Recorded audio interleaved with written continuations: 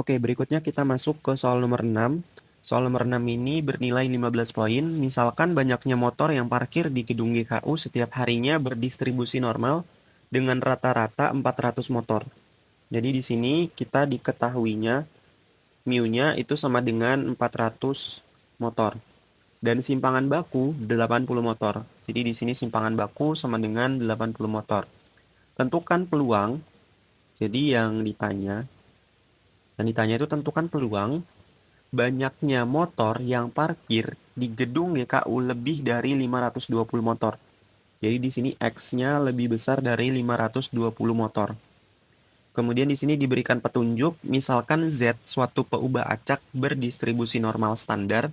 Berdasarkan tabel distribusi normal standar diketahui masing-masing nilai Z-nya itu seperti ini. Jadi saat Z-nya itu kurang atau sama dengan 0,5, maka hasilnya 0,6915 gitu. Dan seterusnya di sini.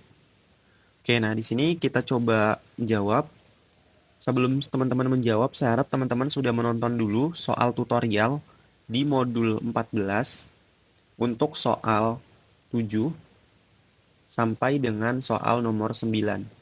Di sana juga sebelum kita menjawab soal nomor 7 dan soal nomor 9, di sini juga saya sedikit memberikan pendahuluan tentang distribusi normal ini gitu. Jadi saya harap teman-teman sudah tahu itu dulu karena di sana ada banyak catatan yang akan mempermudah teman-teman untuk menjawab soal ini.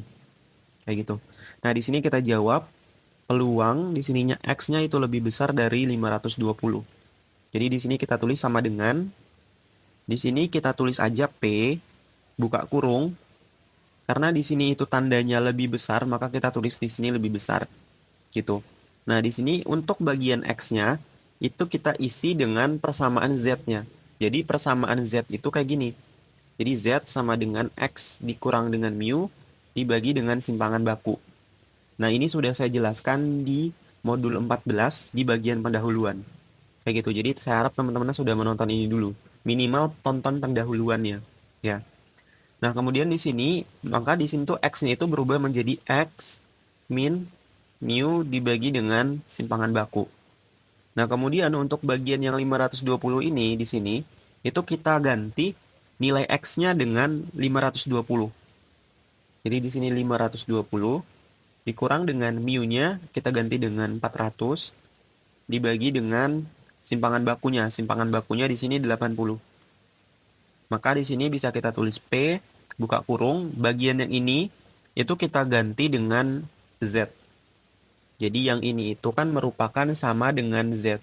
Jadi ini itu merupakan sama dengan Z. Jadi di sini kita ubah Z lebih besar dari 520 dikurang 400 dibagi dengan 80 itu hasilnya 1,5. Kayak gitu. Nah, ini saya lanjutkan di sampingnya.